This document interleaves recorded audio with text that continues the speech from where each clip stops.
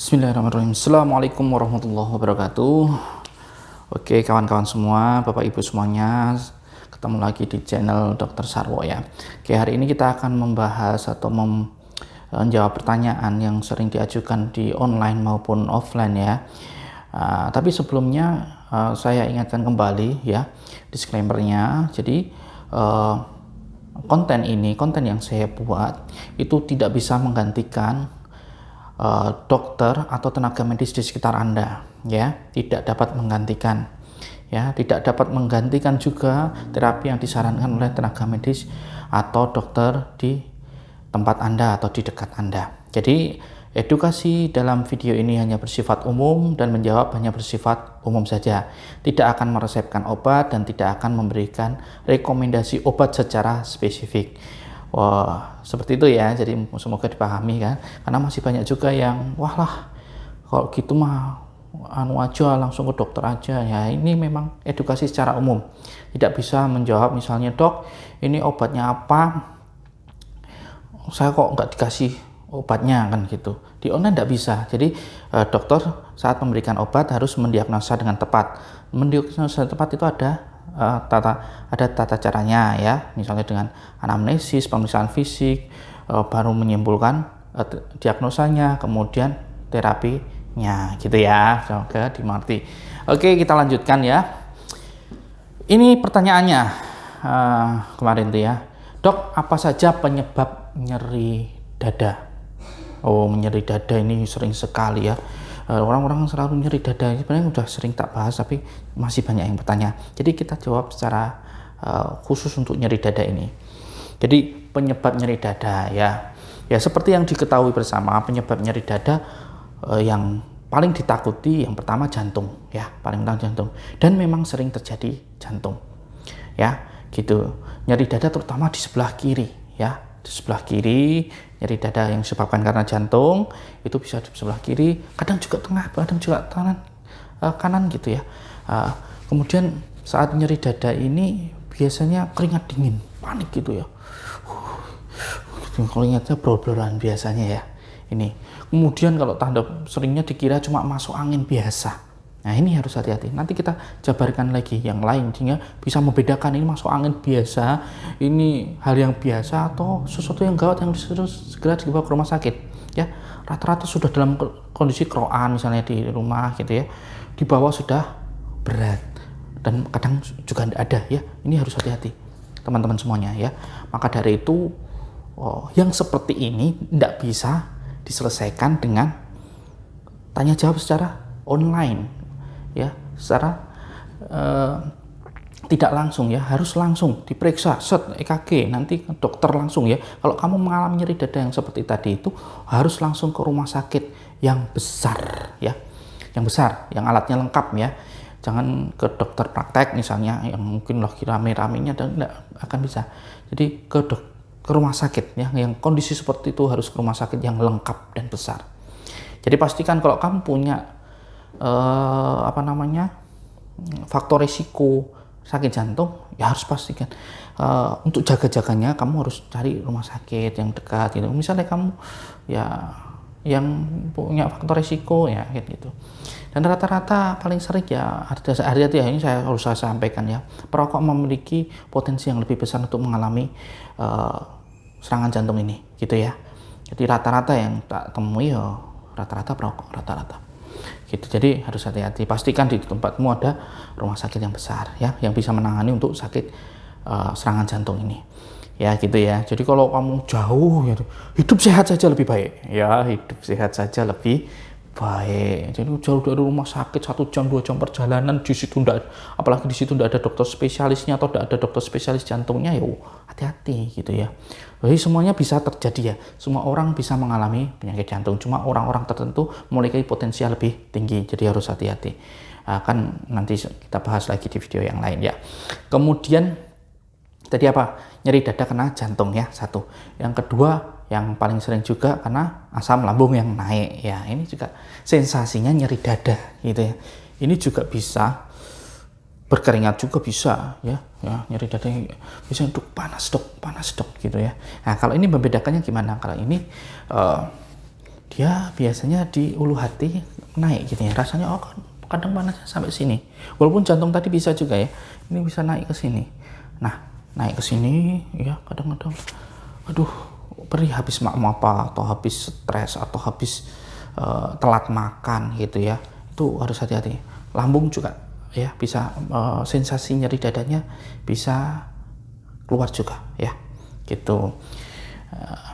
Dan ini biasanya berulang ya, orang-orang yang asam lambung ini memang kadang memang sudah ada diagnosanya, jadi dia tidak terlalu khawatir. Namun demikian, tetap untuk kehati-hatian, kalau ada nyeri dada, ke dokter atau ke rumah sakit yang terdekat lebih baik.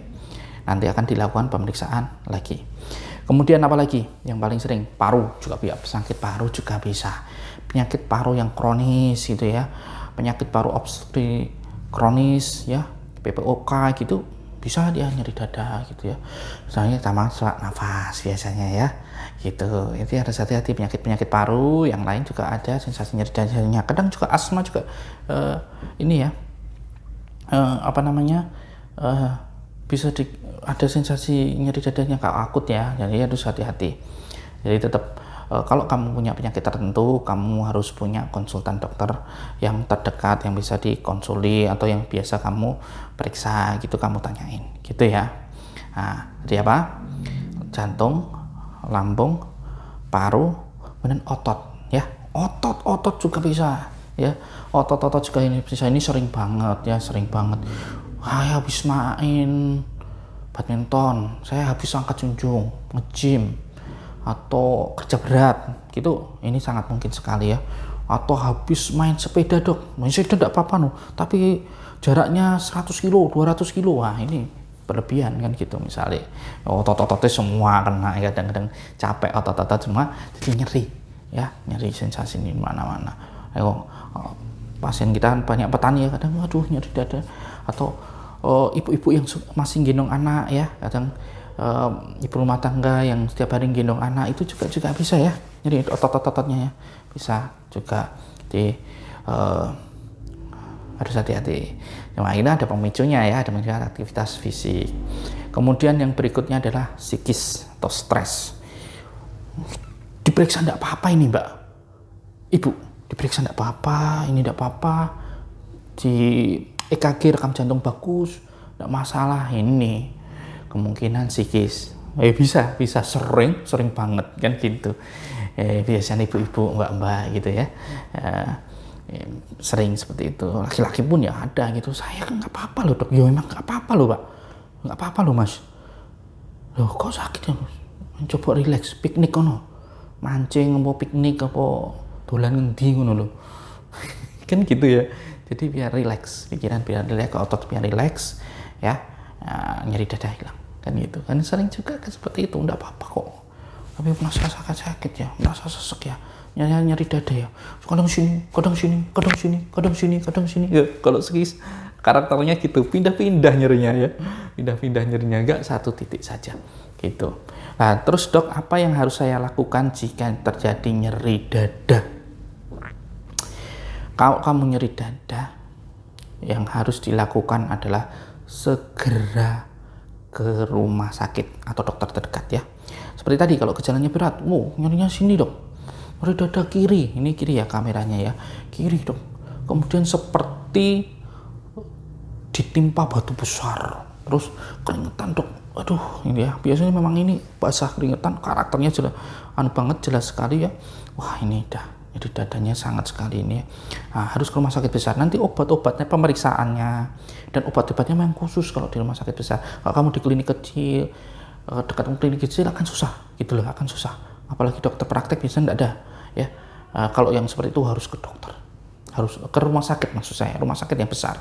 Kalau bisa kamu sudah tahu di situ ada spesialis jantungnya gitu. Kalau nyeri dada yang seperti itu, bedanya dengan tadi ya, nyeri dada dengan asam lambung ya gitu. Nah, nanti diperiksa, kalau sudah ke rumah sakit diperiksa, dipastikan ya toh, cek EKG-nya, rekam jantungnya. Rekam jantung ini, kalau jantung kelihatan. Kalau ini jantungnya enggak apa-apa ini bu gitu ya, ini paling cuma lambungnya habis makan opo.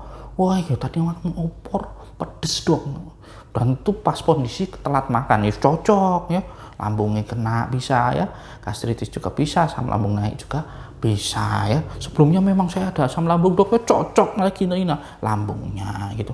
Atau wah sebelumnya saya angkat junjung, dok, oh bisa. Sebelumnya aktivitas fisik, bisa ototnya juga, bisa jantung juga. Kadang sering juga ya orang habis aktivitas fisik ya, di mana misalnya habis voli atau badminton atau sepak bola, biasanya nggak sepak bola, nggak badminton, nggak voli, tiba-tiba waktu itu mungkin ada turnamen atau apa ya, itu terus sakit jantung, serangan jantung, bisa, sering itu terjadi ya. Jadi harus hati-hati. Olahraga yo sama dia wae, rasa dipaksakan. Kalau nggak terbiasa melakukan olahraga berat, jangan dipaksakan gitu ya. Itu harus diperiksa, nggak apa-apa, semua nggak apa-apa, lambung juga nggak apa-apa.